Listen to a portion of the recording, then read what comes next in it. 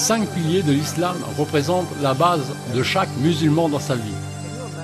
Pouvez-vous imaginer un immeuble sans ces piliers?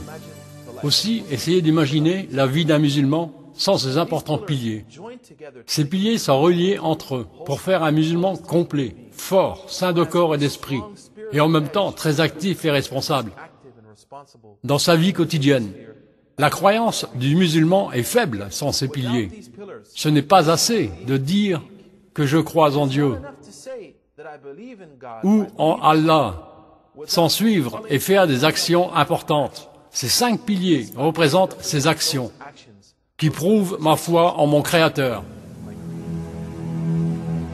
Shahada, la profession de foi. Salah, établissement de la prière. Zakat, le paiement des aumônes. Saum, jeûner le mois du Ramadan. Hajj, le pèlerinage à la Mecque. Shahada,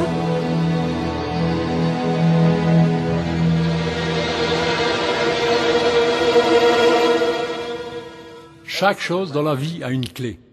Et la clé qui nous ouvrira la porte de l'islam est la profession de foi. Si vous pensez que pour vous convertir à l'islam, vous devez passer des épreuves difficiles ou commettre des actions stupides ou folles, la seule chose que vous devez faire est de prendre cette clé et d'ouvrir la porte de l'islam et de dire cette simple déclaration. Écoute attentivement ce que je vais dire. Je témoigne qu'il n'y a pas d'autre divinité qu'Allah et que Mohammed est le messager d'Allah. Celui qui dit la shahada avec sincérité devient musulman. Et cette shahada veut dire que je ne vivrai plus à ma guise ou selon mes désirs. Mais je déclare qu'en me mariant, je certifie ma fidélité, mon respect et mon estime envers mon épouse. Pareillement quand je deviens musulman. Je déclare ma loyauté et mon obéissance à mon Créateur.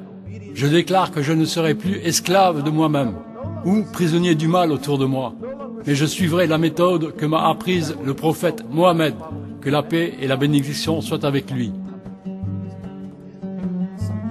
Certaines personnes pourraient se demander si tous les musulmans croient en tous les messagers de Dieu.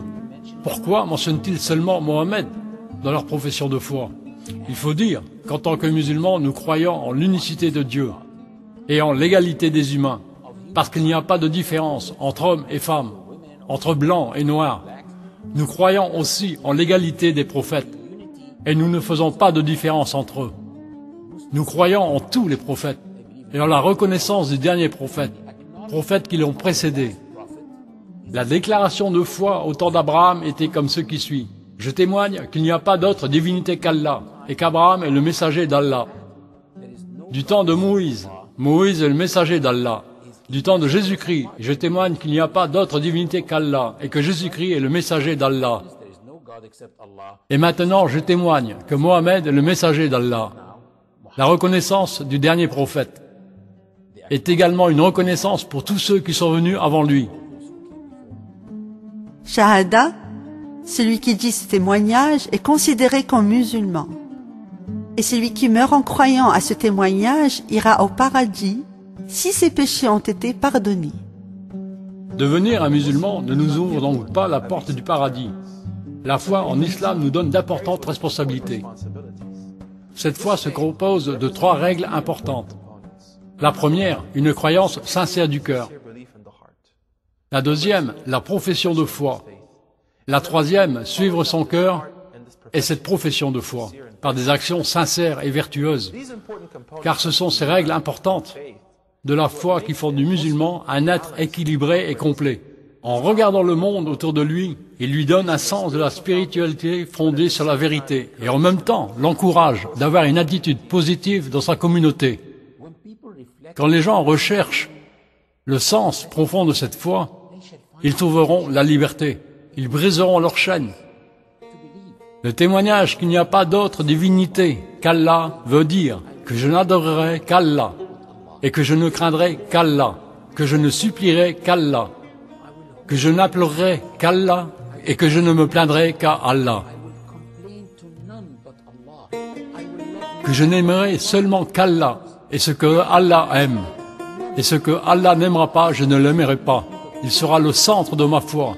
Ce qui veut dire que je ne serai plus l'esclave d'aucun être humain, ou de choses matérielles, ni d'aucun désir.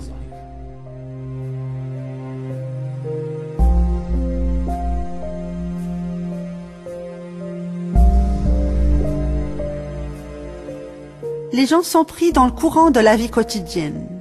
Ils tournent leur tête loin des sujets qui auraient normalement dû attirer leur attention. Ils oublient le vrai sens de leur vie. Les prières quotidiennes ouvrent la communication avec Allah, empêchent l'insouciance et forcent le croyant à se tourner vers son Dieu. Et établit une force spirituelle entre lui et Dieu. Il a été dit dans le Coran que la prière fait rappeler Dieu aux musulmans et les préserve de toute forme du mal.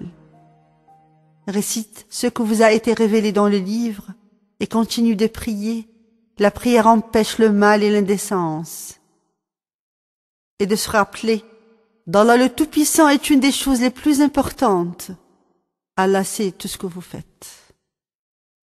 Quand quelqu'un accepte l'islam, je leur dis souvent, attention, la course n'est pas encore finie, mais elle vient juste de commencer. Quand quelqu'un accepte l'islam, ce n'est pas une partie de plaisir ou des vacances, car il y a des obligations que nous devons accomplir. La prière est parmi ces obligations. Tout le monde sait que les musulmans prient et beaucoup de gens croient que les musulmans se dirigent vers l'Est pour la prière. Mais si vous regardez les musulmans de Chine, ils se tourneront vers l'Ouest. Tous les musulmans se tournent vers la Mecque pour prier, les 5 prières journalières. Le Coran insiste sur l'importance de ces prières, en mentionnant que Dieu Tout-Puissant a donné aux anges 2, 3 et 4 ailes. Et ceux d'entre nous qui veulent s'élever dans l'obéissance de Dieu, comme les anges, Dieu leur a donné 2 genres de prière, 3 genres de prière, 4 genres de prière dans la journée. Donc, comme les anges, nous avons des ailes spirituelles. Cet acte important et mécanique, le salah ou prière. Les musulmans se tournent vers la Mecque en priant, où se trouve une construction cubique noire qui est appelée la Kaaba. La Kaaba est la première bâtisse qui fut construite sur terre pour pratiquer la religion. Il a été construit par Adam et fut reconstruit par Abraham et son fils Ismaïl. La Kaaba n'est pas un lieu d'adoration où les musulmans pratiquent leur religion. Les musulmans croient que la Kaaba ne peut faire ni de bien ni de mal à personne. La Kaaba est le centre, autour duquel les musulmans tournent en cercle pour prier. Et ces cercles continuent à s'agrandir dans le monde entier. Donc, quand je prie tout seul, je dis « Vous seuls, nous vous adorons, et vers vous seuls, nous vous tournons pour vous demander de l'aide. » Je ne dis pas « Je vous adore » ou « Je me tourne vers vous pour demander de l'aide », même en priant seul, car je ne suis pas le seul à prier. Je suis dans un cercle fermé. D'autres frères et sœurs prient avec moi dans ce cercle. Peut-être en Chine ou au Danemark, peut-être sur un bateau, sur une montagne. La Kaaba nous donne le sens de l'universalité de cette religion, en unifiant les musulmans qui prient en cercle autour d'elle.